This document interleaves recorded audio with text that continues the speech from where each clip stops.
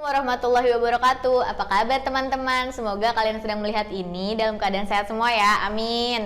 Oh ya teman-teman, kalian pernah tahu nggak misalnya nih ada sebuah perkumpulan dengan pecinta sepak bola atau ada pecinta perkumpulan motor racing.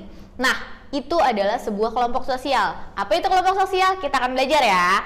Nah, kalau manusia itu dilahirkan memiliki dua keinginan atau dua kebutuhan pokok. Yang pertama, keinginan untuk menyatu dengan manusia lainnya. Yang kedua, keinginan untuk menyatu dengan lingkungan sekitarnya. Nah, kalau manusia tidak bisa memenuhi kedua kebutuhan itu, maka manusia tidak bisa bertahan hidup. Nah, maka dari situ timbullah keinginan atau dorongan manusia untuk memenuhi kebutuhan tersebut. Nah, itu adalah contoh dari kelompok sosial. Jadi, apa itu kelompok sosial? Kelompok sosial adalah kumpulan individu yang memiliki hubungan saling berinteraksi sehingga mengakibatkan tumbuhnya rasa kebersamaan dan rasa memiliki. Sekarang kita belajar mengenai ciri-ciri kelompok sosial menurut tokoh.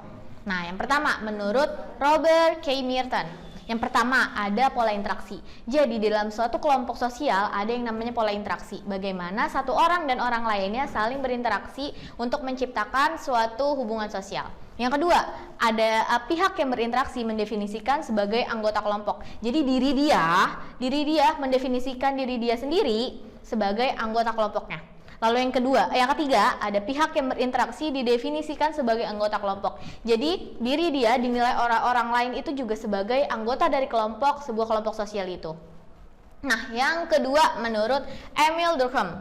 Nah, yang pertama ada solidaritas mekanik.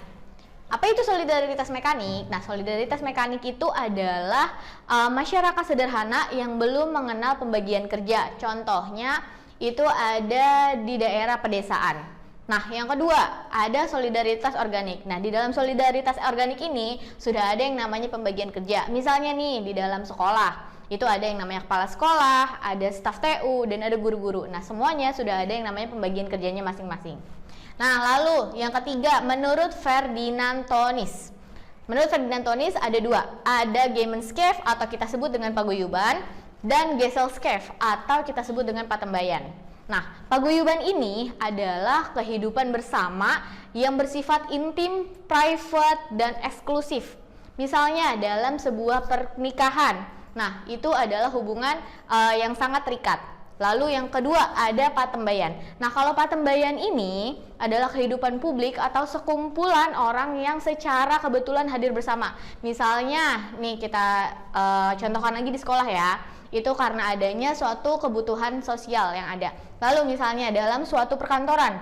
Nah, di dalam perkantoran itu ada tujuan bersama yang ingin dicapai. Nah, itu disebut dengan patembayan. Nah, ciri-ciri yang berikutnya menurut Charles H. Coley. Yang pertama adalah kelompok primer. Apa itu kelompok primer? Kelompok primer itu seperti yang tadi ada di kelompok yang memiliki keterikatan secara intim atau private. Tadi sudah ada ya persamaannya ya. Lalu yang kedua ada kelompok sekunder. Nah, kalau kelompok sekunder itu adalah kelompok sosial yang anggotanya berhubungan secara formal, impersonal, dan segmental. Atau bisa kita sebut dengan kelompok sosial yang memiliki tujuan yang sama. Nah, selanjutnya ada menurut Sujono Sukanto atau kita bisa sebut dengan Bapak Sosiologi di Indonesia. Nah, yang pertama ada jumlah anggota. Jumlah anggotanya biasanya lebih dari 3 orang. Itu kita sebut dengan kelompok sosial. Jadi kalau 2 itu belum kelompok sosial ya. Lalu ada derajat organisasi. Nah, di dalam sebuah kelompok sosial itu ada yang namanya derajat organisasinya. Itu sudah dijelaskan oleh Sujono Sukanto. Jadi setiap anggota kelompok itu pasti ada derajat sosialnya sendiri. Lalu ada derajat interaksi sosial. Nah, itu juga diterapkan atau disampaikan oleh Sujono Sukanto. Nah, ciri-ciri lainnya menurut Sujono Sukanto ada yang namanya kepentingan wilayah.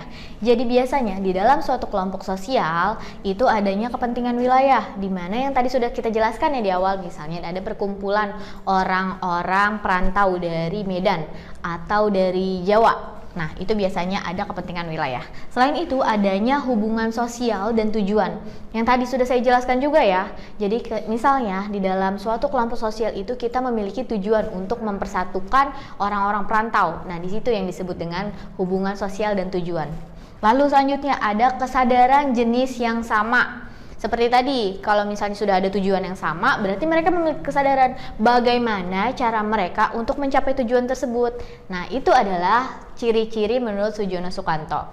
Oke teman-teman, sekian dulu penjelasan dari saya mengenai apa sih itu kelompok sosial dan bagaimana ciri-ciri menurut tokoh-tokoh yang sudah saya jelaskan. Nah, semoga kalian bisa paham ya. Terima kasih untuk hari ini.